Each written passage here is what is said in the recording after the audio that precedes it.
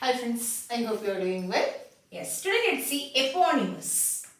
E-P-O-N-Y-M-S. Eponymous. The word eponymous. அது என்ன? What is that eponymous அப்படின்னா ஒரு person உடைய நேம்ல இருந்து derive பண்ற வேர்டை தான் we call it as eponymous. Okay? Yes. அவங்க ஏதாவது கண்டுபிடிச்சிருப்பாங்க. அந்த கண்டுபிடிச்சதுனால அவங்களோட நேம் அப்படியே நம்ம வச்சிருவோம். Okay? Yes, that is called as eponymous. இப்போ இங்க பாத்தீங்கன்னா sandwich. The word sandwich, we all know that bread slices க்கு நடுவுல வச்சு சாப்பிடுறது we call it as sandwich. Okay, so John Morchuk sandwich அவர் தான் வந்து first இந்த வேர்டை வந்து சொல்லியிருக்காரு. Slices of meat க்கு நடுவுல I mean breadக்கு ரெண்டு breadக்கு நடுவுல slices of meat வச்சு கொடுங்க எனக்கு அப்படின்னு கேட்டு சாப்பிட்டிருக்காரு. So that we call it as sandwich. So it has come from the name John Morchuk sandwich. Yes, and the diesel, the word diesel, we all know that. Yes, Rudolf Diesel, he is the person who invented diesel engine. Diesel engine கண்டுபிடிச்சவரே Rudolf Diesel. அதனால we have given him the name Diesel. இந்த Diesel அவரோட நேம்ல தான் வந்தது. Yes, next boycott, the word boycott. இது ஒரு protest பண்றதா we call it as boycott. Yes, இந்த boycott started from the person named Charles Boycott. Yes, Charles Boycott என்ன பண்ணாரு அப்படின்னா அவரோட local communityல அவர் சின்ன ஒரு form of protestலாம் பண்ணியிருக்காரு. So that அவரோட நேம்ல இருந்து எடுத்த வேர்டு தான் boycott. So eponymous-ன்றது this is that. Okay? Yes. So sandwich, John Morchuk sandwich, Diesel, Rudolf Diesel, boycott, Charles Boycott. Okay? Yes. Now, eponymous மாதிரி there is another word we call it as euphemism. What is that? Euphemism. Yes. In euphemism, what is that euphemism அப்படின்னா it's a good word.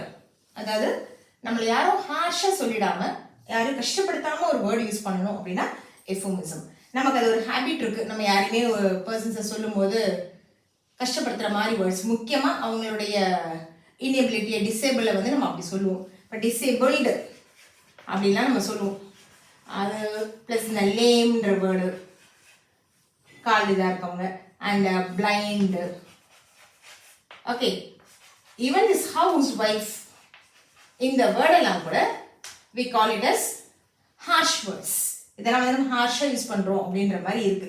Okay, இந்த harsh வேர்ட்ஸ்க்கு பதிலா இந்த லேம், blind, house wife இதுக்கெல்லாம் பதிலா நம்ம என்ன use பண்ணலாம் அப்படின்னா இந்த லேமை வந்து we call it as physically challenged.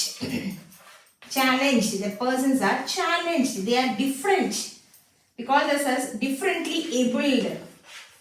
Differently abled, அவங்களால முடியும். The disabled சொல்லாம அவங்க எப்படி சொல்லலாம், differently abled, அவங்களால வேற விதத்துல அவங்களால முடியுது அப்படின்னு அர்த்தம். அது that is a differently abled. So physically challenged, mental அப்படின்லாம் சொல்லுவாங்க. ஸோ அந்த மாதிரிலாம் சொல்லாம mentally challenged. blind, blind வந்து visually challenged, visually பார்க்கக்கூடிய விதத்துல அவங்க challenged. house wife, இப்போ லேட்டஸ்ட் நம்ம ஹவுஸ் ஒய்ஃப் எப்படி சொல்லுவோம் அப்படின்னா ஹோம் மேக்கர்ஸ், அவங்களால தான் வீடியோ உருவாக்கப்படுது, அதனால we call them as homemakers.